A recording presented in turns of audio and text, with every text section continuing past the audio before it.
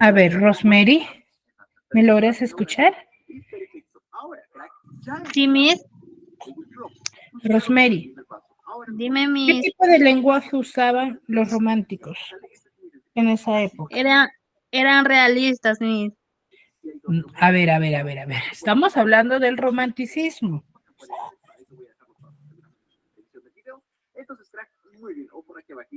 ¿Cómo van a ser realistas? ¿Qué tipo de lenguaje emplearon?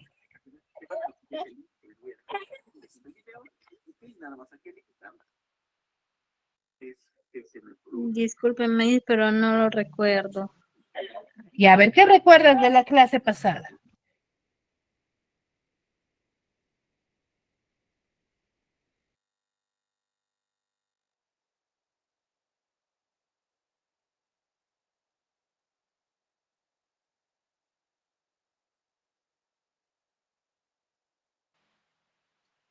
Que los hombres dedicaban poemas o cartas a Ya, su pero ¿qué pareja. tipo de lenguaje empleaban?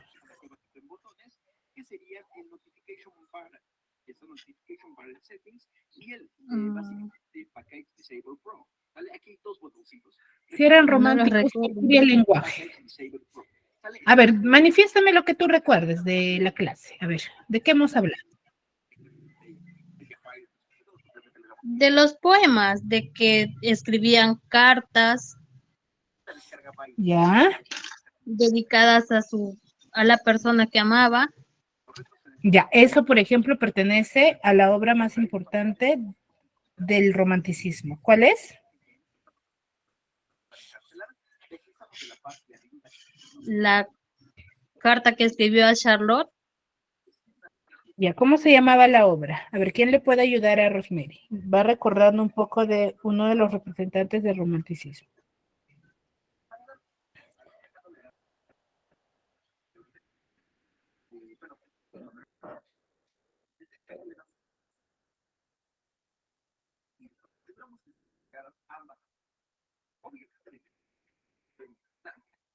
A ver, Yoara.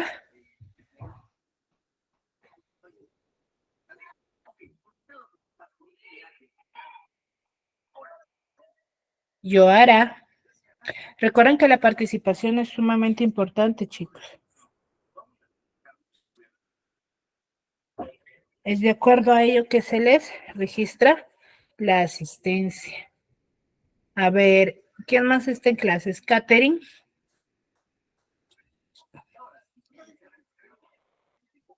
Sí, Miss. Catherine, ¿cómo se llama la obra que está recordando Rosemary? ¿Cartas a Carlota? No, ese es el tema. Ya, ¿cuál me dice? La obra, el nombre de la obra. Ya, Fausto.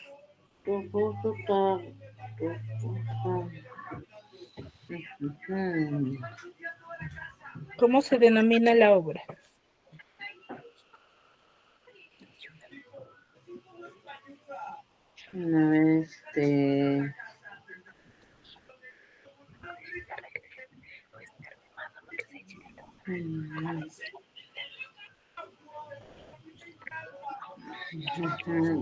¿De quién? ¿De Johann? Ya, el escritor es Johann Wolfgang Goethe, Sí. ¿cierto? ¿La obra que Sí. escribió cuál era? Las penas del joven Werther. Las penas o las cuitas del joven Werther, ¿cierto? El cual se enfocaba en qué? Nos hablaba de las cartas, ahí viene lo que su compañera nos manifiesta. Nos habla de las cartas que él escribía. ¿A quién? Charlotte, Miss. A Carlota, Charlotte. ¿Ya? Entonces, ahí, según esa obra, ¿qué tipo de lenguaje se emplea? Mejor dicho, ¿cuáles eran las características de los escritores de esa época? Románticos. Eran románticos, ¿cierto? Pero aparte de Sí, ser románticos, Tenía un espíritu renovador.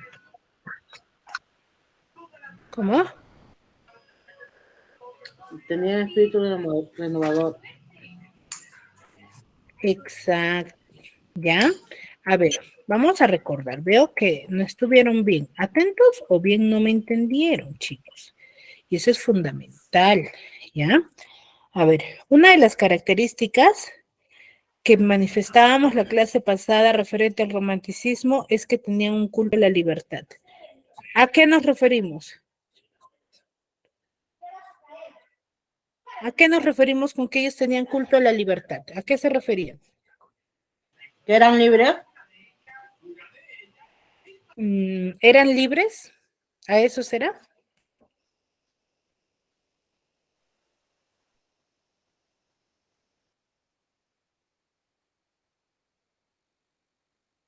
¿Mm? A ver, una característica de los escritores, mejor dicho, de todos los tiempos, no solamente era que se dedicaban a escribir, sino más bien se dedicaban a manifestar dentro de sus obras literarias las diferentes formas de pensamientos que ellos tenían. Y los románticos no eran ajeno a ello. ¿Por qué? Porque ellos manifestaban dentro de sus obras el pensamiento que tenían sobre la sociedad a la cual ellos pertenecían y se oponían, ¿ya? Entonces, por eso decimos que tenían un culto a la libertad. ¿Por qué culto a la libertad? Porque dentro de sus obras manifestaban su verdadera forma de pensar, ¿ya? A eso se refiere. Ahora, yo les decía, ¿no? ¿Cuál era la particularidad de su lenguaje? Era de que eran subjetivistas, ¿ya? ¿Por qué subjetivistas? Porque lo romántico no es algo objetivo, ¿cierto? Si alguien te dice, por ejemplo, tú tienes unos ojos como dos luceros, ¿es algo objetivo, es algo real? ¿Los ojos eran dos luceros? No, ¿Mm? Miss. No, ¿verdad? Entonces, por eso decimos que la particularidad de su lenguaje era subjetivistas, porque mostraban, y las personas que lo leían, ¿ya? No mostraban un lenguaje original, ¿no? Creían los que lo leían que eran lenguaje basado en irrealidades, era, mejor dicho, basado en cosas que no existían, pero lo que no sabían era de que se estaba manifestando, ¿sí? La forma de pensamiento real, ¿ya? A eso se refiere. Ahora, fantasía y misterio. ¿Por qué decíamos que el romántico incluía fantasía y misterio?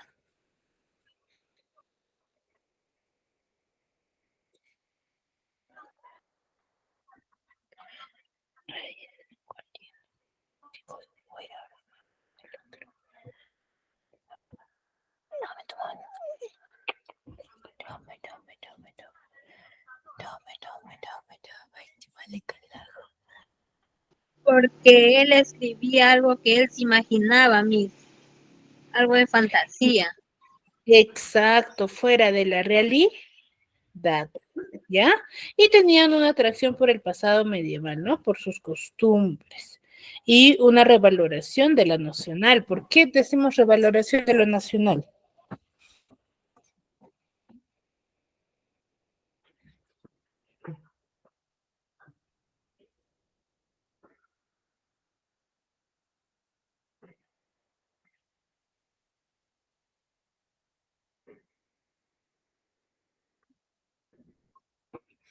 ¿A qué nos referimos con la revaloración de lo nacional, chicos?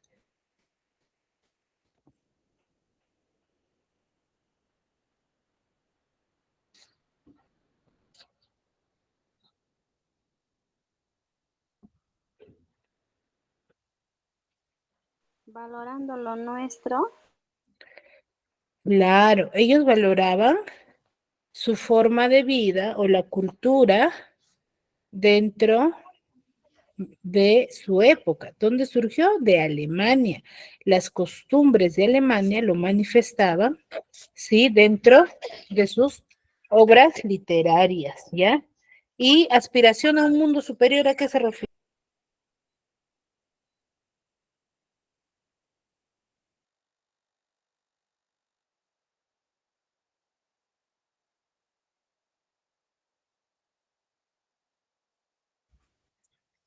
Aspiración a un mundo superior. ¿Qué más plasmaban dentro de sus obras?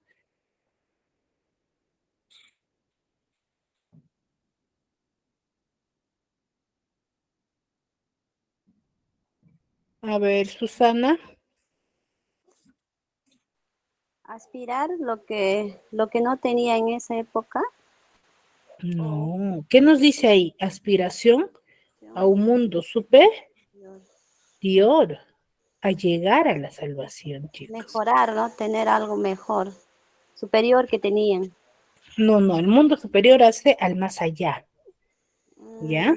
No de querer lograr algo.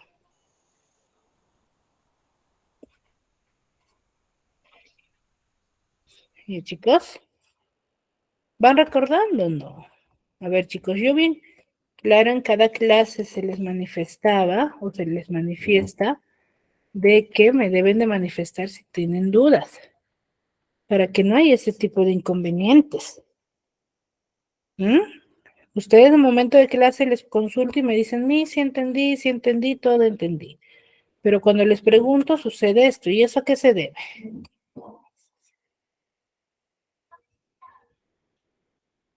¿Mm?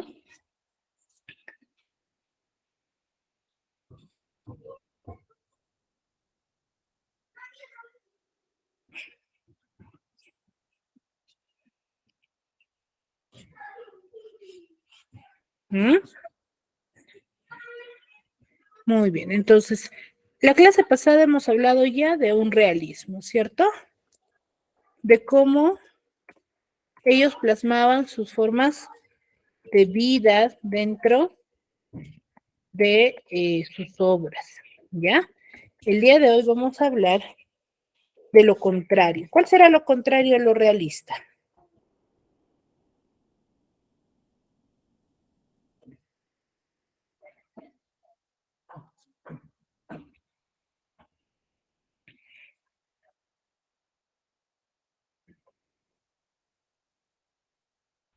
Idealista, Miss. ¿Idealista?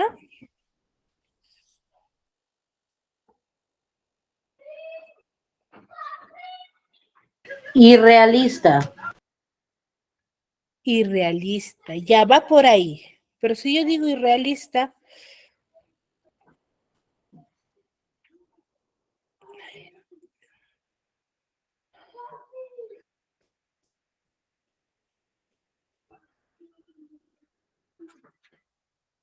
¿con qué otro nombre se le conocerá?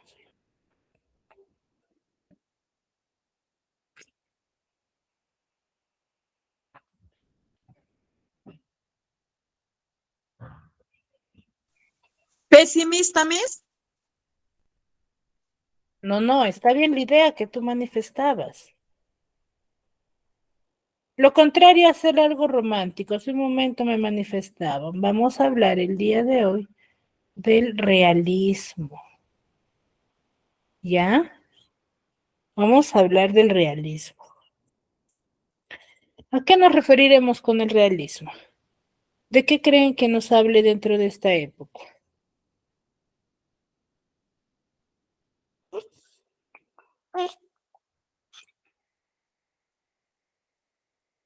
¿Mm? Dentro del realismo, ¿de qué creen que hablaremos? Si los románticos nos hablaban de qué, del sentimiento, ¿cierto? Para ellos lo que predominaba, ¿qué era? El amor,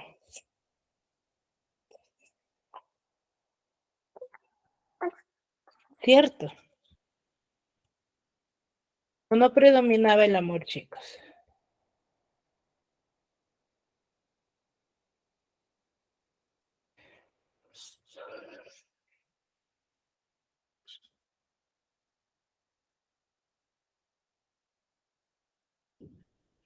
Chicos.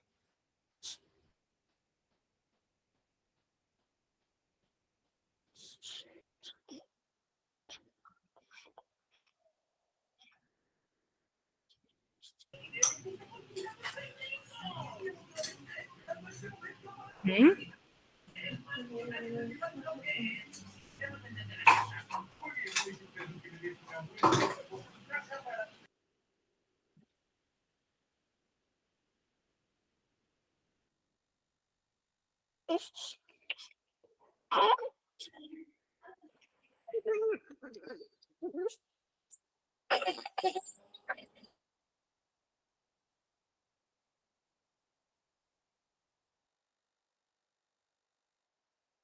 A ver, cuando nosotros vamos a hablar del realismo, nos vamos a referir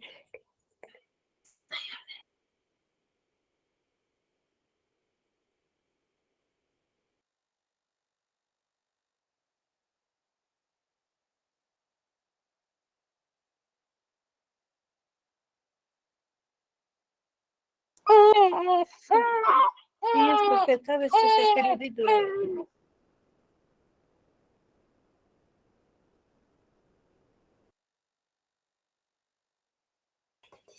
A ver, cuando nosotros vamos a hablar del realismo, vamos a referirnos que van a ser textos basados en la realidad, ¿ya? Textos basados ya no va a ser subjetivista, sino van a ser objetivistas. Ellos van a plasmar su forma de pensamiento, ¿ya? Su forma de pensamiento, su forma de verla en sí la estructura, ¿ya? ¿De qué? Del texto que vayan a manifestar. Ellos ahí sí ya manifestaban su forma de, de ver su sociedad de esa época, ¿ya?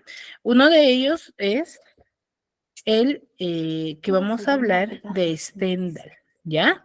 Stendhal es uno de los escritores muy reconocidos que forma parte del realismo, ¿ya?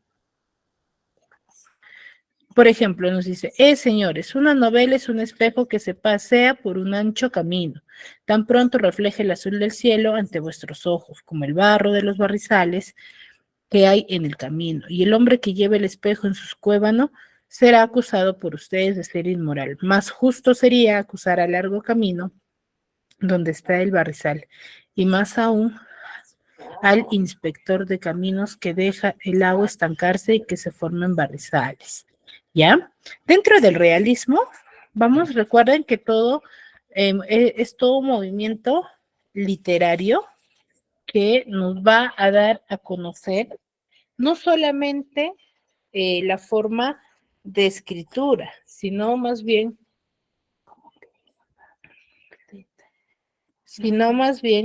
nos va a hablar sobre su también en cuanto a la pintura, en cuanto a su cultura, a la arquitectura. Pero ¿cuál va a ser la diferencia? Susana, ¿cuál crees que sea la diferencia?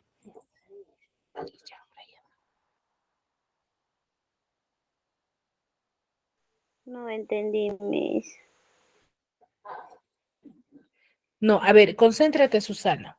Si yo digo de que se va a manifestar dentro de, en la cultura, en la pintura, las características del realismo, pero ¿de qué manera? ¿Cómo crees que se manifiesta en la pintura o en la cultura o en su arquitectura dentro de esta época? En la época en la época que vivían, serán los costumbres. ¿Cómo? En la época donde vivían ellos, serán los costumbres.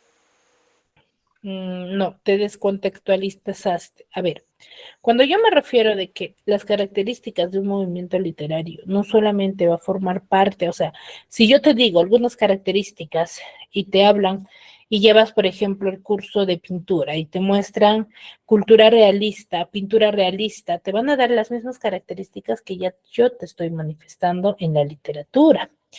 Pero ¿qué va a suceder? Tú dirás, ay, no, pero estas características solamente forman parte de la literatura y no es el caso.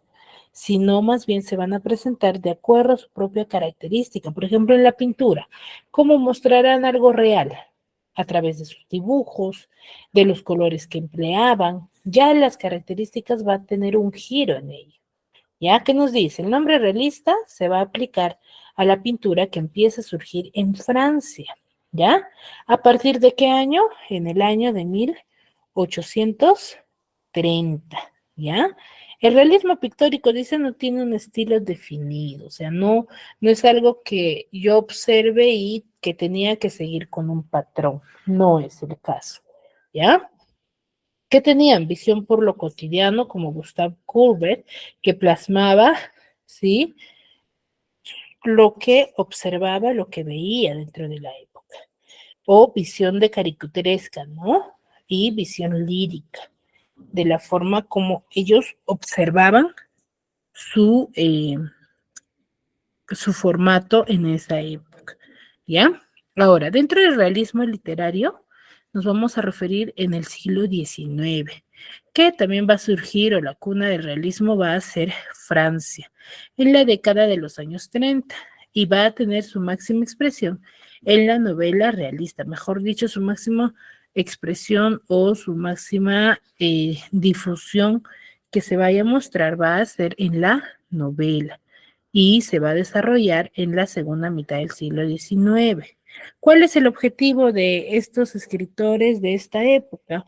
Es reflejar los cambios, sí, que va a suceder o que va a haber de la vida ocasionados por la revolución industrial. Recuerden que todo movimiento literario surge con un antecedente histórico, ¿ya? Dentro de esta época. Y tenemos a uno de los representantes, ¿no? Que refleja lo cotidiano. Courbet, por ejemplo, refleja las actividades cotidianas que se desarrollaban en esa época, ¿no? Como vemos en estas imágenes, ¿ya?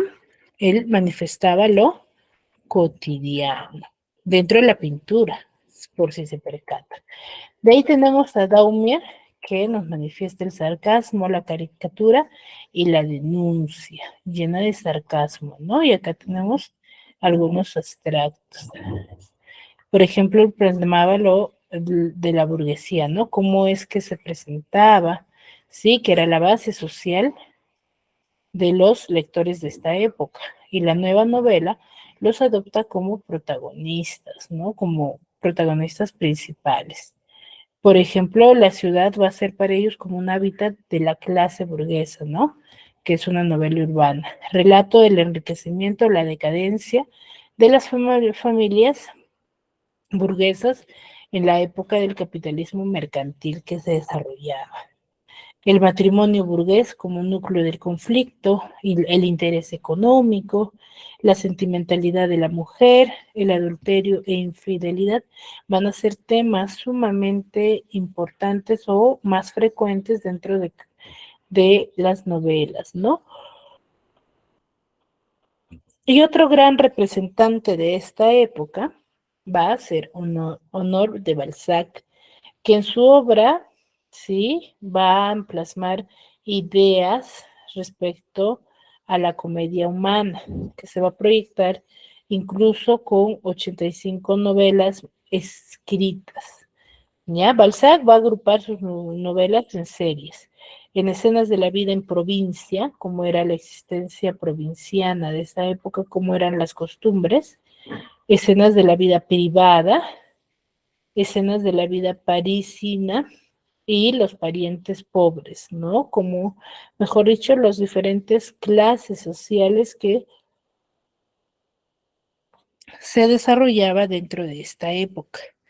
El objetivo que era plasmar los cambios históricos y sociales, ¿no? Que van a estar experimentados en Francia ya posterior a Napoleón. Y con su obra, él va a iniciar el movimiento realista. Acá vamos a tener los obras más destacadas como Eugène Grandet, Papa Goriot, que es una de las obras muy representativas dentro de esta época, Las ilusiones perdidas, Grandeza y decadencia de César Partió, ¿no? Entonces, Honor de Balzac es un representante sumamente importante de esta época, ¿ya? ¿Hasta aquí alguna duda?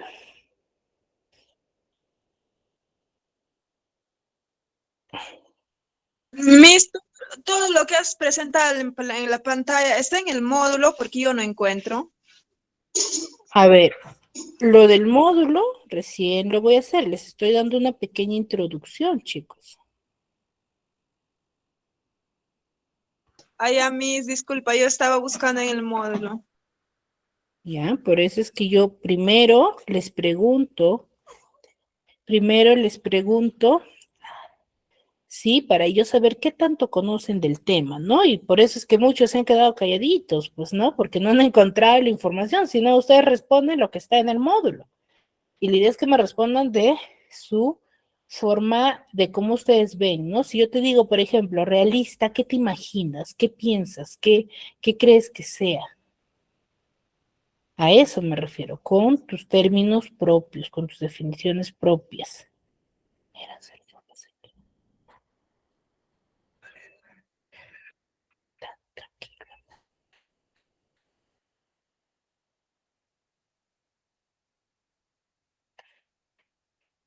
¿De chicos?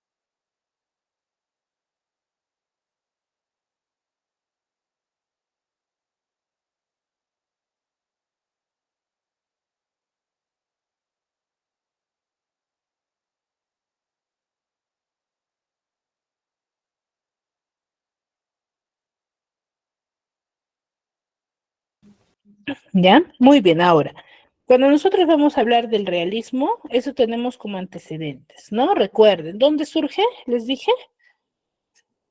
En Alemania. Ay, no. Acabamos de hablar, ¿ya ves que no estuvieron ni atentos? ¿Dónde surge, hemos dicho? Lo acabamos de decir. Europa. Y aparte de Francia. Europa, en Francia, ¿ya? Surge En en Francia. Francia. Años ¿En qué 1800, siglo hemos dicho? 1830. ¿En qué siglo? ¿A qué siglo pertenece? 19. Al siglo XIX, ¿ya? Al siglo XIX. Esta forma o esta forma de pensamiento va a surgir en oposición ¿a quién?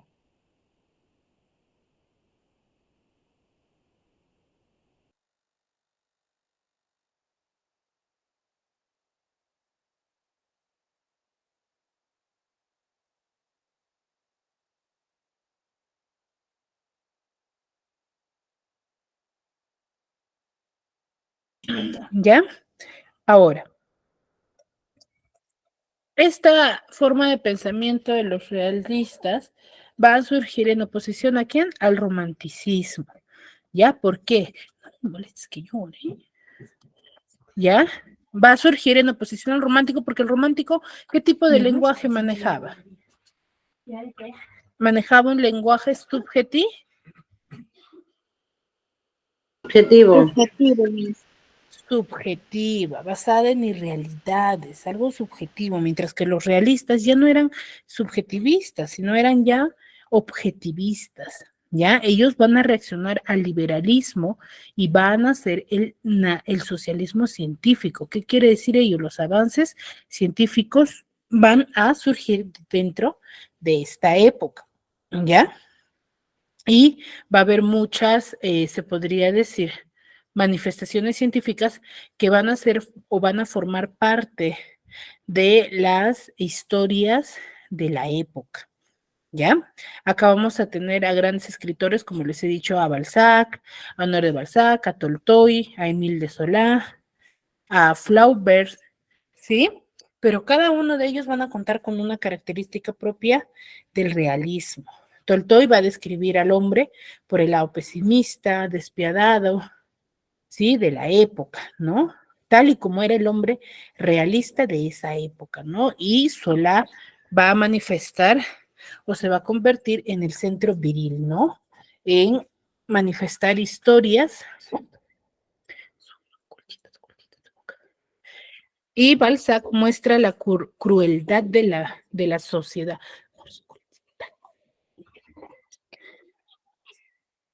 Y Flaubert va a ser también, recuerden que tienen una revaloración por lo nacional, entonces él valora mucho lo que es la cultura francesa de esa época, ¿no?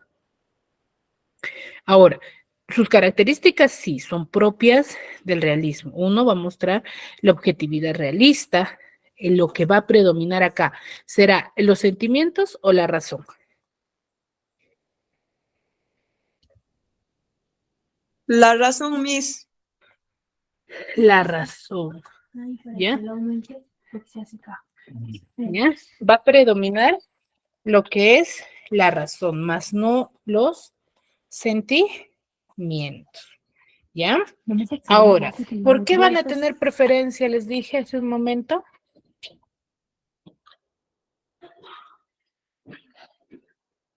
Los realistas, ¿cuál es lo que va a predominar más esta época?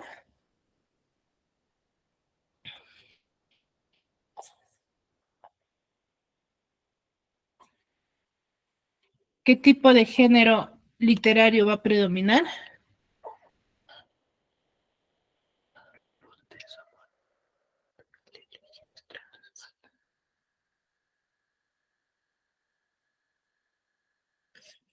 Chicos, lo que va a predominar más va a ser la novela, ya dentro de la narrativa.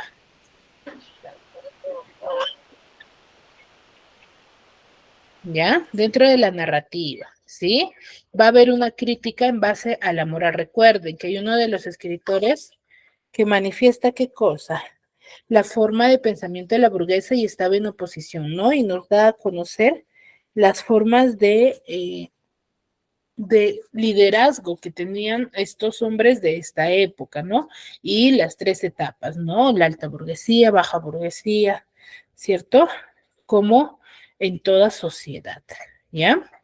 Y va a haber un rechazo también por el pasado exótico de la época.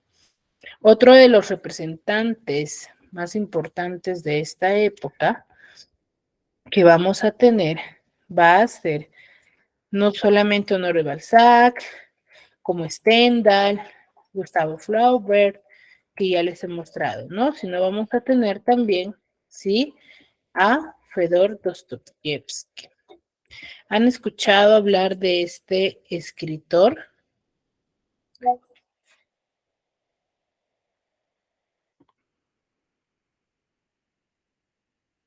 ¿Han leído alguna obra?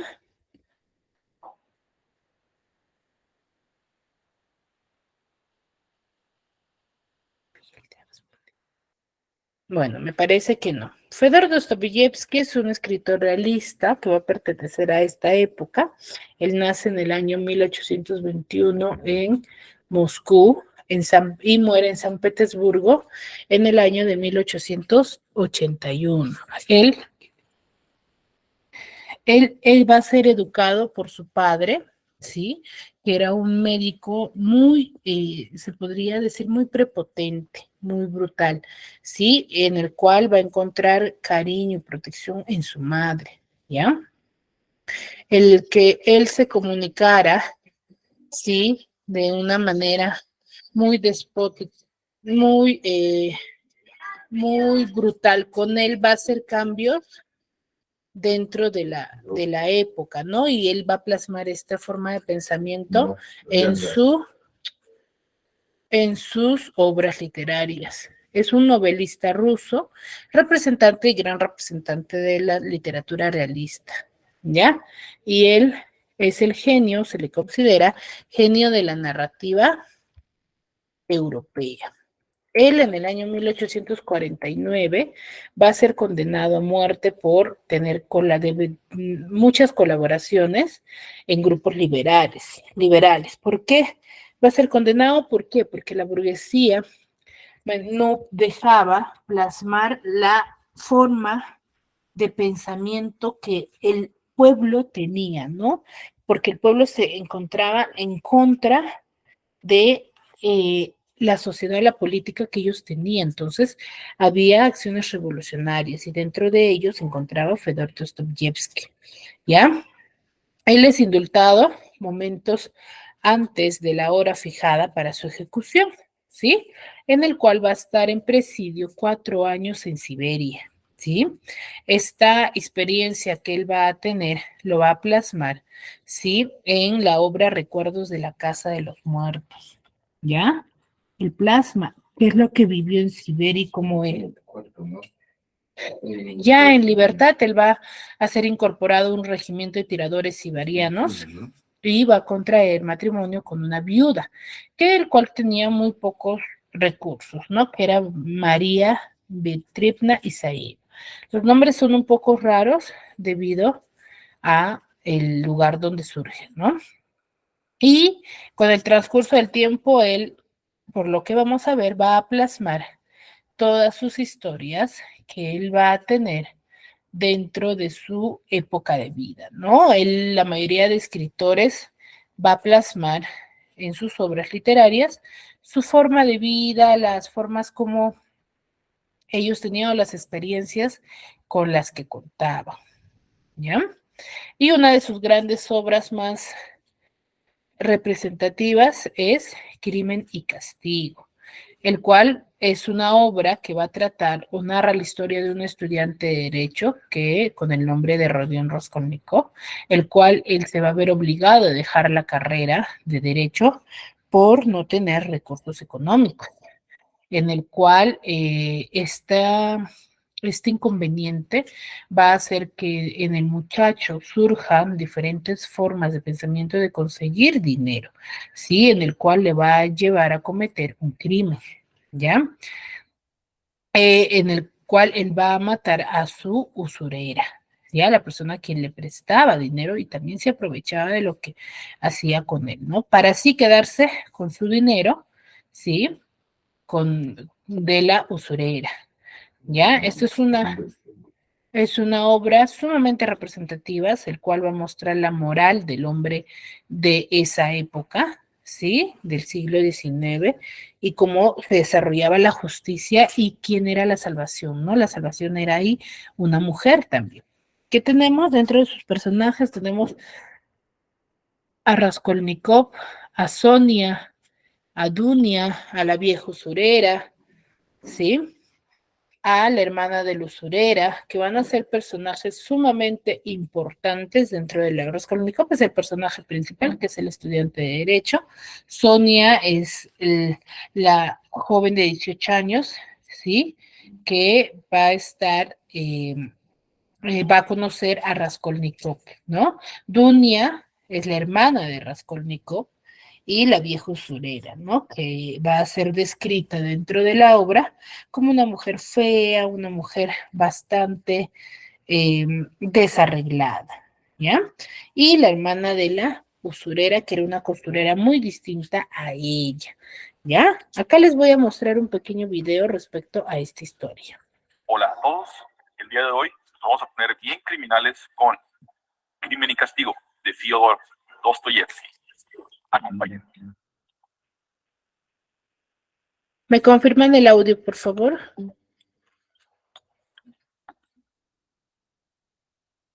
La historia comienza con uno de los personajes literarios más polémicos de la literatura. Sí, se escucha, Miss. Sí se escucha, ¿verdad?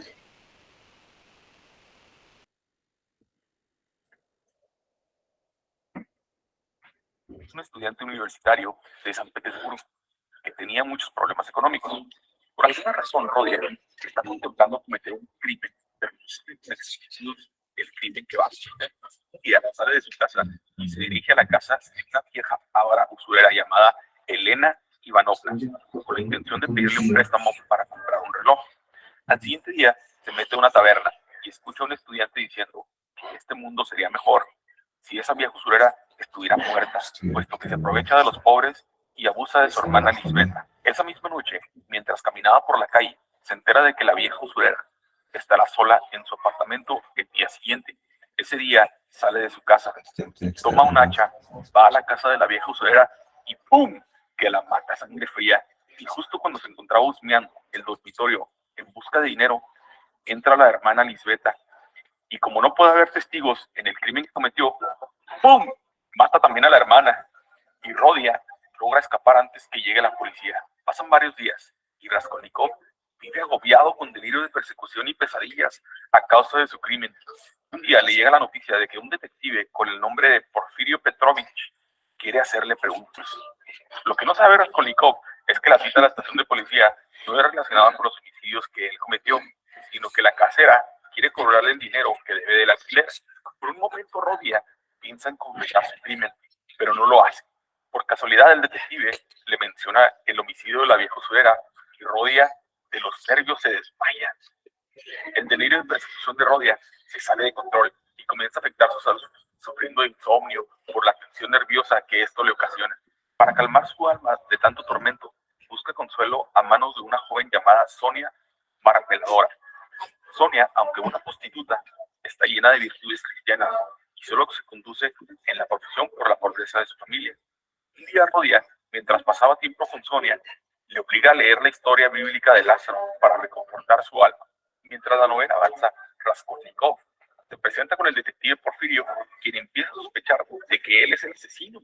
Llega a esta conclusión tan solo viendo sus reacciones psicológicas, pero no tiene pruebas contundentes para expresarse. Conforme pasa el tiempo, Porfirio se vuelve cada día más seguro de su culpabilidad, hasta que le pide que confiese su crimen, prometiéndole que de confesar su crimen, su condena se vería considerablemente aligerada. Y justo cuando está a punto de confesar, un hombre con el nombre de Nicolás de Mentier confiesa que él es el culpable del homicidio y por milagro logra evadir la justicia. Sin embargo, los nervios de Raskolnikov comienzan a agotarse y él está luchando constantemente con la idea de confesar, aunque sabe que nunca puede ser verdaderamente condenado.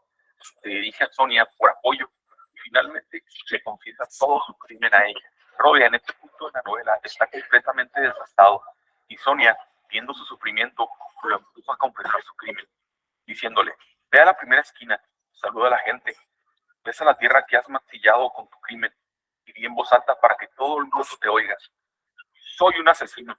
Así que Rodia hace exactamente eso. Mira la plaza, se dejó caer de rodillas en el suelo y besó la tierra. Y después fue con Porfirio a confesar su crimen. Al final, Raskolnikov es sentenciado a 8 años de trabajos forzados en Siberia, donde Sonia le sigue. Pero si piensan que todo esto acaba aquí, están equivocados. Tienen que ver el análisis de esta obra.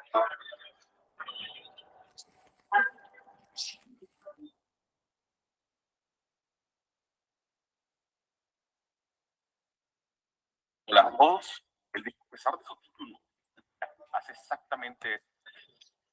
A pesar de su título, la novela no hace mucho caso del crimen y castigo oficial, sino de la lucha interna que vive Raskolnikov. El libro demuestra que su castigo y su cárcel fueron sus pensamientos y no el que la ley le impuso de trabajos forzados en Siberia. Crédulamente pensó que el mundo sería mucho mejor después de que hiciera su crimen, que él era suficientemente inteligente para lidiar con sus influencias emocionales. Pero pronto se da cuenta que es demasiado abrumador hasta el punto de ser víctima de una enfermedad psicológica. Solo hasta el final del libro es que se da cuenta que la carga emocional de su crimen es el verdadero castigo y decide confesar para ponerle fin a sus demonios. También es importante que hablemos de los simbolismos de esta obra. A lo largo de la novela, Sonia es una importante fuente de fuerza moral y rehabilitación para Raskolnikov. Y en algunas interpretaciones incluso se considera una figura parecida a Cristo. Ella se ve obligada a prostituirse para mantener a su familia, lo cual lleva a algunos estudiosos del tema a hacer comparaciones entre ella y María Magdalena. Durante la obra, Dostoyevsky hace varias alusiones a la Biblia. Si recuerdan en el resumen, Rodia obliga a Sonia a que le lea la historia bíblica de Lázaro. La razón de esto es que Raskolnikov se ve reflejado en él por tener una muerte y resurrección espiritual. Amigos, podría seguir y seguir, pero este es solo un resumen. Espero que lo hayan disfrutado.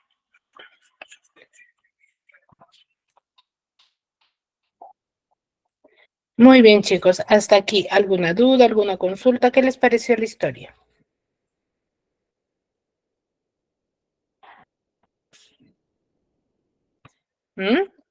Interesante o no la forma de pensamiento y la moral que en esta época se manejaba. ¿Eh, chicos? Muy bien, veo que no hay ninguna consulta, entonces nos vemos en una siguiente clase. Cuídense mucho.